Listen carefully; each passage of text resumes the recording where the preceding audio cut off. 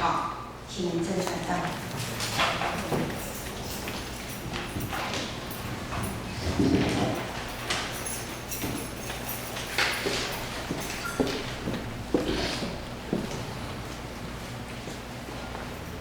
各位基督教会的弟兄姐妹，大家平安。平安。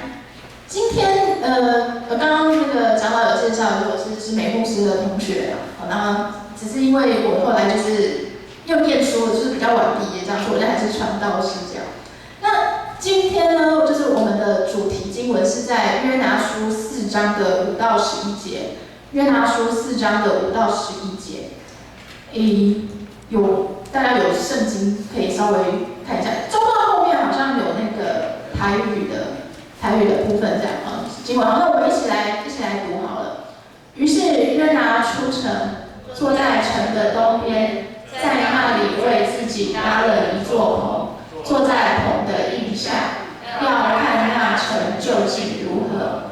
耶和华上帝安排一棵蓖麻，使其发生高过约拿，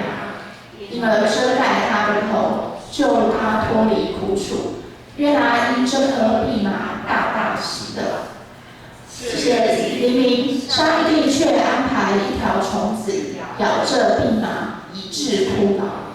日头出来的时候，上帝安排炎热的东风，日头曝晒约拿的头，使他发昏，他就为自己求死，说：“我死了比活着还好。”上帝对约拿说：“你因这棵蓖麻发怒，合乎理吗？”他说：“我发怒以至于死，都合乎理。”耶和华说：“这蓖麻不是你栽种的，也不是你培养的，一夜发生，一夜干死，你尚且爱惜。何况这尼尼微大城，其中不能分辨左右手的有12万人，并有许多牲畜，我岂能不爱惜呢？”好，我相信今天这一段就是大家读的经文，大家应该都还算熟悉嘛。这个应该说约拿书也是这个旧约的小先知书里面我们最不陌生的一篇。大家如果对旧约小先知书有一点认识的话，会知道就我们有12本的小先知书这样。那大部分呢可能都不见得有读过完整这样子。那为什么会这样子呢？因为这个故事是我们教会里面，如果你有参加过儿童主日学，你是从小在教会长大，那这个故事一定会在儿童主日学里面教，一定会在儿童主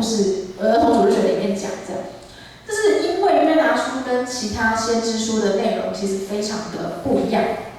虽然说约拿他一样他跟其他先知一样，他是受到上帝的差遣，上帝差派他出去传讲信息，传讲上帝要他宣布的这个信息。但是呢，第一个是什么？他们针对的对象不一样。其他的先知书里面，上帝大部分是要求这些先知对以色列人来传讲信息，但是呢，约拿他的任务是什么？他的任务，他的对象是到外邦的地方去，到不是犹太人的地方去，他们就是外邦人这样的这个尼尼微大城的这个地方去。那这个跟其他的不一样的地方就是上帝要传达给这个信息是说，只有再过40天，尼尼微就要毁灭之外，约拿书里面它大部分不是信息，它大部分是故事。约拿他自己本身的行动，他做什么，发生的事情，以及约拿跟上帝之间的对话。上帝拣选先知，上帝选一个人，然后跟他讲话，然后向他差派出去的信息。其实我们在旧约里面，我们常常可以看到有这样子的一个不只是先知书里面，我们从这个从创世纪、出埃及记开始，什么列王记这些，我们都可以看到这样子的现象。所以这件事情不太让我们觉得意外。那比较不一样的是什么？是我们今天的主角，就是约拿。他不是一个听话的乖乖牌在约拿书第1章就记载说，上帝他呼召约拿前往尼尼微城，但是约拿怎么样呢？他往反方向的这个他施逃跑。为什么约拿要逃跑？为什么他他反而就是要跟上帝作对这样。那关于这一点呢，其实研究圣经的学者有过很多的讨论。那其中最常被大家提到的就是关于历史的因素。这个大家不知道对于这个旧约的历史有多少的认识这样子。那在其实尼尼微城呢，它是亚述帝国当中最重要的大城市。约拿他身处的时代是在大概列王记下的这个北国的这个时期的那个北国以色列里面，耶罗波安二世的时代。当时亚述帝国它开始攻击，而且侵略以色列人。那身为以色列人的约拿呢，他或许是因为这样子的这种爱国的这种民族意识，所以他非常的不想要前往尼尼微城。不过我觉得暂时我们把这种就是历史的故事先放在一边的话，我觉得呢更值得我们来关心的，可能是约拿他本身的这个性格，还有上帝跟他互动的方式。我们知道约拿书它总共有4章，它总共只有4章，它非常短的一本书这样。那如果说从戏剧或是故事的角度来看的话，我们可以说它就是一个起承转合的这个4幕的剧这样。一开始第1章的部分是上帝的话第一次临到约拿身上，但是约拿怎么样呢？他用负面的方式来回应。发生的事情就是接下来他就往反方向去逃嘛。他就逃往这个他施的船上，那海上突然间刮起大风，几乎让整艘船都沉没了。那这些在船上的外邦人呢，他们没有办法，他们只好呢把约拿丢到海里面。第2章呢，就是记载的，就是在上帝的安排下发生的这个超自然，我们所谓超自然的神迹，一条大鱼来把约拿吞到他的肚子里面去。那在这个第2章里面呢，就是约拿他是做了一个深切的悔改的这个反省的祷告，之后呢，大鱼又平安无事的把约拿吐到这个岸边。那接下来的第3章跟第4章呢，跟前面的2章有一个很工整的一个对照，这样。在第3章的第1节跟第2节，上帝的话他第2次的临到的约拿。但不一样的是，这一次呢，约拿他采取了正面的方式回应，他终于愿意就是在这个出发前往尼尼微，前面他是逃到别的地方去嘛，第3章他终于愿意出发前往尼尼微，然后开始在尼尼微大城当中来宣告这个毁灭性的灾难即将来临。那尼尼微城的反应是什么呢？尼尼微城他们这个城中的外邦人，他们用全城上下的这个悔改来回应。那第4章跟第2章的对照是上帝也施行了一个超自然的大神迹。我们刚刚读到的部分嘛，就有一棵突然间快速生长的蓖麻树，然后快速的用1天之内被虫子咬死，导致约拿他曝晒在这个非常炎热的这个东风之下。那也因为这样子呢，约拿他大大的向上帝来埋怨，他向上帝来生气，说为什么要这样子对我？我们从这张表格上面可以看到，这是约拿书本身的结构跟这个它的文学安排。那为什么约拿书要这样子安排呢？我会觉得它是一种为了要达成一种制造期待，然后打破期待的一种手法，一种文学的手法。这其实就跟我们在看连续剧、看戏或者说看小说一样，我们通常会希望戏里面有一个惊喜，意思就是说是我们预料之外的发展。毕竟说，如果一出戏它从一开始看的时候，我们就知道这个故事的结尾，那我们会觉得这戏也没什么好看的嘛。我看第1集就知道最后一集了，那我干嘛还要看呢？但是为了要让戏好看，其实也不是这么简单的事情因为我们知道故事它需要有转折，它需要有变化来吸引读者。可是这些转折跟变化，它又必须要合理，还要够合理，才有办法说服观众说真的是会这样子发生。所以通常呢，作者不管是小说家或是剧作家，他通常会在前面的时候，他就故意安排一些所谓的伏笔，就是让你猜，让你想说，这个东西是不是有什么线索，这样后面可能会有什么样子的发展。那有时候呢，作者他也会故意透过写作的角度刻意往另外一个方向来误导读者。就比如说，在推理小说或是侦探故事里面，那你以为凶手其实是 B，可最后结局发现，哦，原来凶手竟然是 A。但是你要说服读者，代表你前面一定要有一些伏笔，才可以，读者才会觉得说，哦，对，没有错，那个时候就有这样讲过这些事情的，但是你没有猜到那这样子。那其实我觉得约拿书它的结构也有一点类似是这样子。在前面2章的时候呢，他先描写这个约拿他从叛逆到悔改的过程，他原本开始逃跑了。然后后来他被吞到大鱼里面了，然后他终于悔改了，他愿意到这个尼尼微城来去传讲上帝的信息。那当这个，好，那当这个读到第3章的时候呢，我们就会觉得哦，约拿他终于就是悔改了嘛，那他应该就是会乖乖的成为一个顺服，完成上帝所交托的任务。可是我们没有想到的事情是什么？我们没有想到，在第4章的时候呢，他又表现出一种非常幼稚，或者是说无赖的这个态度。他不止一次对上帝发怒，他还向上帝干嘛？求死。他说：“我死了比活着还好。”如果说我们要说到在圣经里面常常和上帝吵架的人物，我们第一个想到的其实应该不是约拿，我们第一个想到的应该会是约伯。可是呢，我们通常会对于就是约伯跟上帝的吵架，我们比较有办法同理，比较觉得比较合理。毕竟约伯的遭遇实在太凄惨了，就凄惨到就是如果今天是我们遇到像约伯发生这样的事情的时候，我们都还不见得有办法可以继续相信上帝。那相较之下呢，相比之下呢，约拿生气的理由我们就比较没有办法理解。因为当第4章写到说耶和华后悔不对尼尼微降下所说的灾难，约拿他不只是生气而已，他还在那个路边搭了，就是东边搭了一个棚子，然后要来看看说那个城究竟怎么样。这个反应其实我会觉得很像我们现在说的那个屁孩啊，小屁孩有没有？就是事情不照他的这个期待，不照他的一开始的希望的进行的时候呢，他就开始生气，他就开始发脾气。然后开始底下我们说台语叫丢啊，就是那里你看过小孩在那里不高兴的说不要，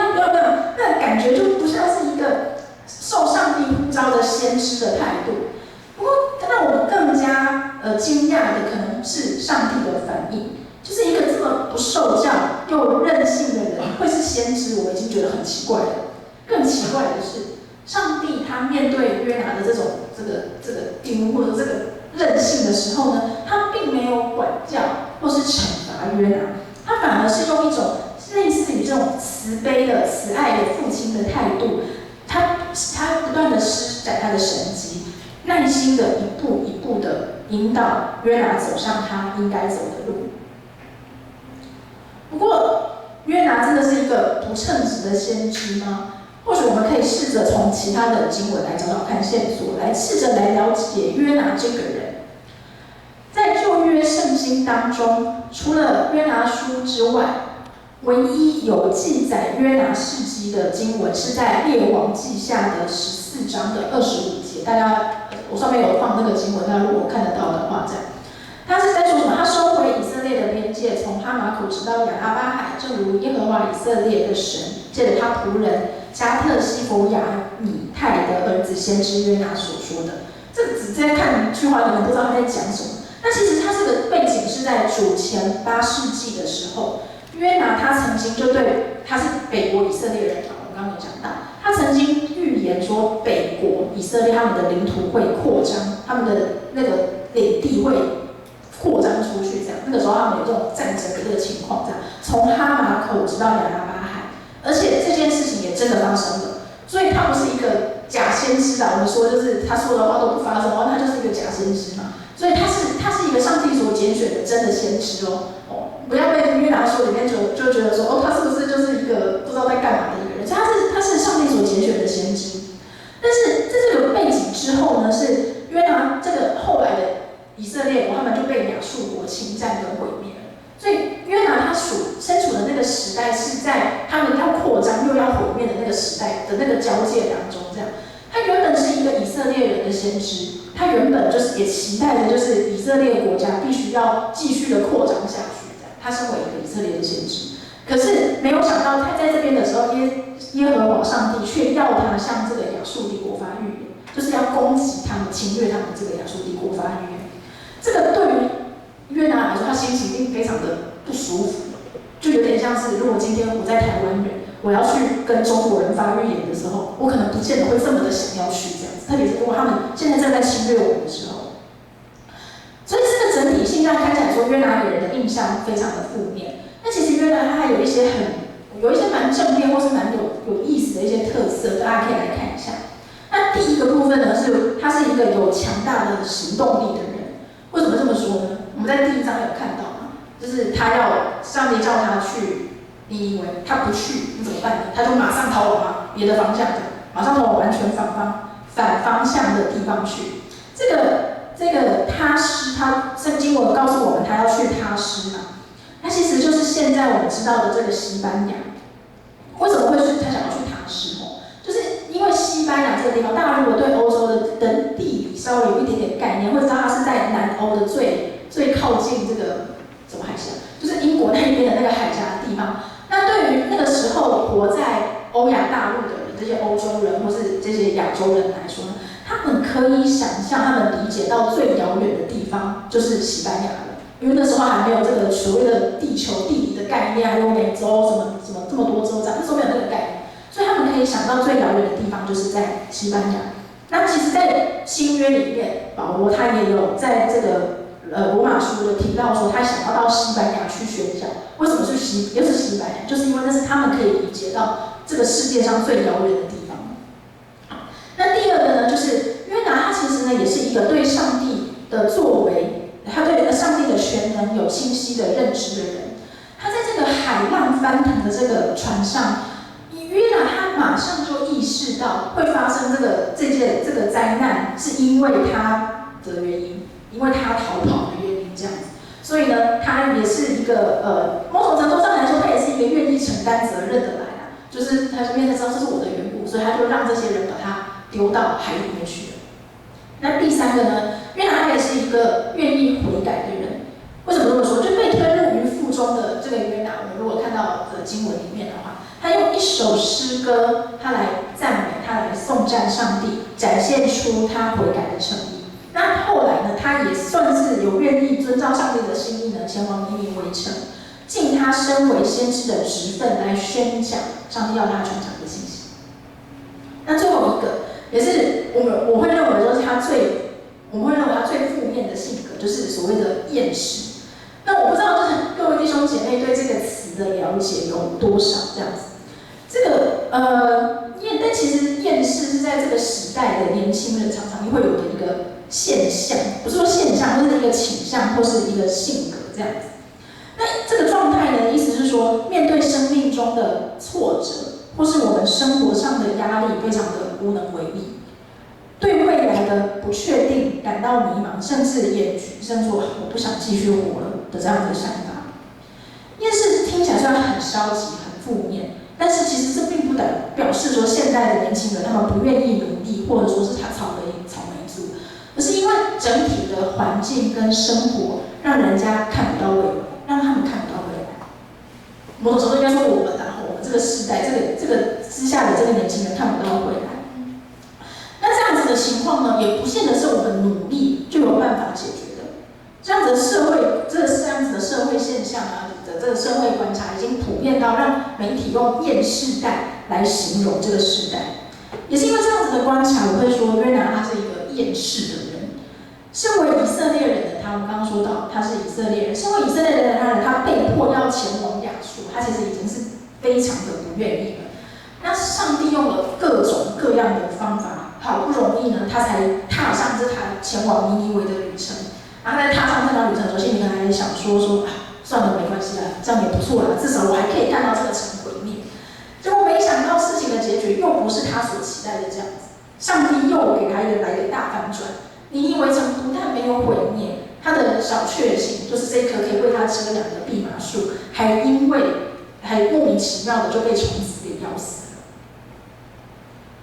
其实从厌世到真的想死，还有一大段的距离啦。我们观察到现在的社会，其实厌世的人很多，但是真的会寻短的人还是只占了其中的一小部分。其实厌世的态度更接近是一种对于我们现在的困境一筹莫展，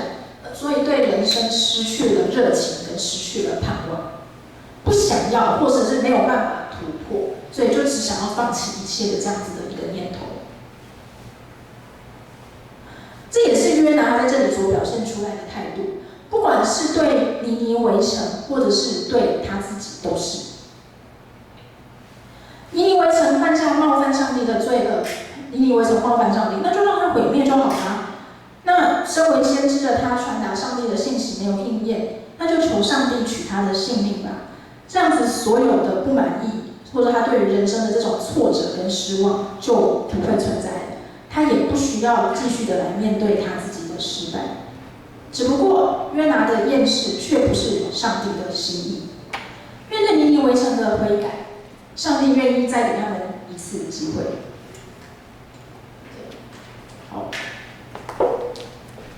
面对约拿的任性跟约拿的悖逆，上帝也没有生气，而是用他的方式告诉约拿说，死其实没有比较好，因为上帝爱惜他手所创造的人，甚至是这些牲畜、这些动物。约拿的论述，约拿的说法是死了比活着还好，上帝把它反转，作为活着还是比毁灭，还是比死亡还要好。如果我们仔细观察约拿他所抱怨的这些事情，我们就会发现他其实有点捞过界，或者说我们说越俎代庖。怎么说呢？因为不论是尼尼微城，还是这棵蓖麻树，其实约拿都不是他们的主人啊。尼尼微城的那个12万多人，不能分辨左右手的12万多人，还有这些牲畜早就在那里了。那为他遮阳的这个蓖麻树，也是上帝让它一夜之间生长出来的。所以其实约拿对于他们要死要活要留要去哪里，都不是约拿自己说了算的。约拿其实很清楚这一点，他也因此呢他很清楚这一点，所以他也点出了上帝他的慈爱跟怜悯。他明白这样子的特性，可是呢，他还是对于他这种不如意的状态来对上帝的来发怒来生气。那上帝面对他的时候呢，他就像是一个小孩子啊，就很像是我吃不到糖，然后我就开始在那里发脾气。那上帝对他的态度呢，也很像一个爸爸一样，就是面对这样子的愤怒的时候呢，他循循善诱的对约拿来说道理。那是因为上帝他的眼见，他的看见比约拿还要大。如果约拿连一个瞬间生长出来又死去的蓖麻树都珍惜的话，那上帝自然更加珍惜尼尼微城以及他所创造的这一切。约拿说最让我们就是津津乐道，或我们会常常讨论的地方，也很有文学价值的手法，就是上帝在跟约拿说完这一大串之后，没有告诉我们约拿他的反应跟他的回应是什么。他还是对上帝很生气呢，还是对于尼尼微城还是可以存留下来非常的愤愤不平，还是他会再一次的在上帝的面前来悔改呢？还是他会承认自己的罪恶，他自己的小性呢？